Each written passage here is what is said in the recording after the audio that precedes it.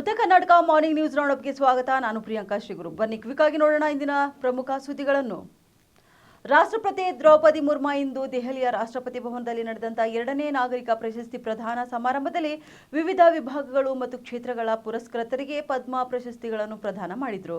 ಕರ್ನಾಟಕದ ಖ್ಯಾತ ನಟ ಅನಂತ್ ನಾಗ್ ಅವರಿಗೆ ಪದ್ಮಭೂಷಣ, ಕರ್ನಾಟಕದ ವಲಿಯನ್ ವಾದಕ್ ಎಲ್ ಸುಬ್ರಹ್ಮಣ್ಯ ಅವರಿಗೆ ಪದ್ಮ ವಿಭೂಷಣ, ಕರ್ನಾಟಕ ಮೂಲದ ಸಂಗೀತ ನಿರ್ದೇಶಕ ರಿಕಿ ಕೇಜ್ ಅವರಿಗೆ ಪದ್ಮಶ್ರೀ ಪ್ರಶಸ್ತಿ ನೀಡಿ ಗೌರವಿಸಲಾಯಿತು.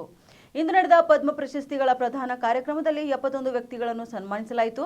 ಆಸ್ಟ್ರೇಲಿಯಾ ರಾಷ್ಟ್ರಪತಿ ಭವನದಲ್ಲಿ ವಿವಿಧ ಕ್ಷೇತ್ರಗಳಲ್ಲಿನ ಗಮನಾರ್ಹ ಕೊಡುಗೆ ಮತ್ತು ಕೆಲಸಕ್ಕಾಗಿ 71 ಗಣ್ಯ ವ್ಯಕ್ತಿಗಳಿಗೆ ರಾಷ್ಟ್ರಪತಿಗಳು ಪದ್ಮ ಪ್ರಶಸ್ತಿಗಳನ್ನು ನೀಡಿ ಗೌರವಿಸಿದರು.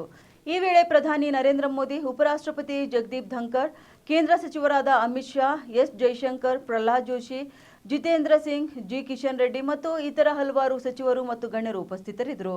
ಕಲಾ ಕ್ಷೇತ್ರದ ಸಾಧನೆಗಾಗಿ ಕನ್ನಡದ ಖ್ಯಾತ ನಟ ಅನಂತ್ ನಾಗ್ ಅವರಿಗೆ ಪದ್ಮಭೂಷಣ ಪ್ರಶಸ್ತಿ ನೀಡಲಾಯಿತು. ಹಾಗೆ ನಟಿ ಶೋಭನಾ, ತೆಲುಗು ನಟ ನಂದಮೂರಿ ಬಾಲಕೃಷ್ಣ ಅವರಿಗೂ ಕೂಡ ಪದ್ಮ ಪ್ರಶಸ್ತಿಗಳನ್ನು ಪ್ರದಾನ ಮಾಡಲಾಯಿತು.